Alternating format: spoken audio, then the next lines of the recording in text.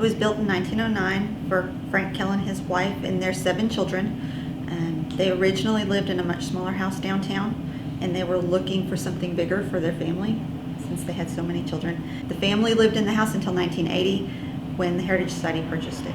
So we do at least one changing exhibit every year to bring something new and interesting to make people want to come back. Right now we have lingerie from the ages, so it goes back from the dawn of underwear through 1960s.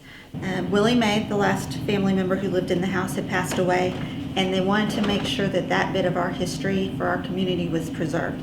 So they raised the funds and purchased the house and the contents from her estate. We're talking about 90 to 95% of the furnishings are original to the house.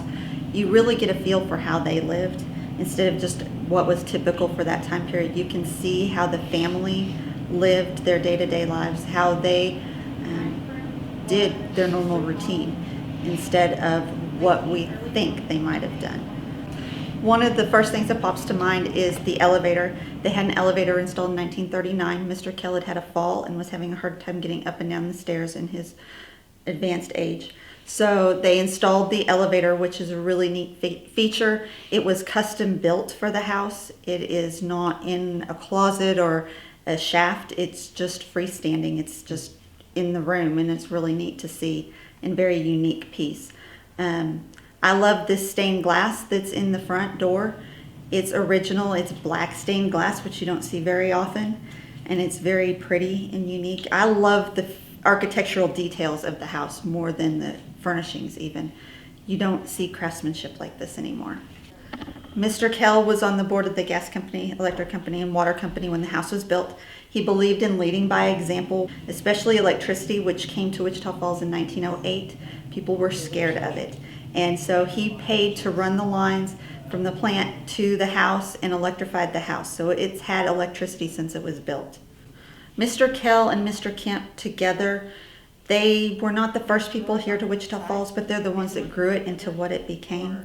Kell came because of the mill. Mr. Kemp and a business partner had bought the mill and offered Mr. Kell an equal share if he would come and manage it. And so he couldn't turn that opportunity down. He moved here. But Kemp did that because he knew that Wichita Falls needed someone who would lead that way, that could really help him shape Wichita Falls into what it was. The saying at the time was to think like Kemp and work like Kell. Kemp was the visionary. He had this grand plan for Wichita Falls, and Kell was the man that made it happen. He was the hard worker, the businessman. So together, they went beyond just the mill. They brought the railroad to town and extended it out so Wichita Falls wasn't the end of the line. They brought businesses to town. They gave funding for new upstarting businesses, and as soon as they got on their feet, they'd pull out and let the people who knew that business really do what they did. They were instrumental in bringing Caulfield to town, which was the World War I Army Air Corps facility, and then later on Shepherd. Anything that they felt would help Wichita Falls in the long run was important to them.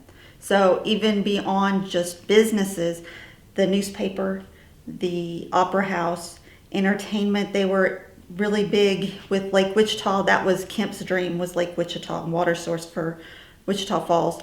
Well, they also built the pavilion out there so people would have a reason to stay or to come and visit Wichita Falls, not just working, but having fun too.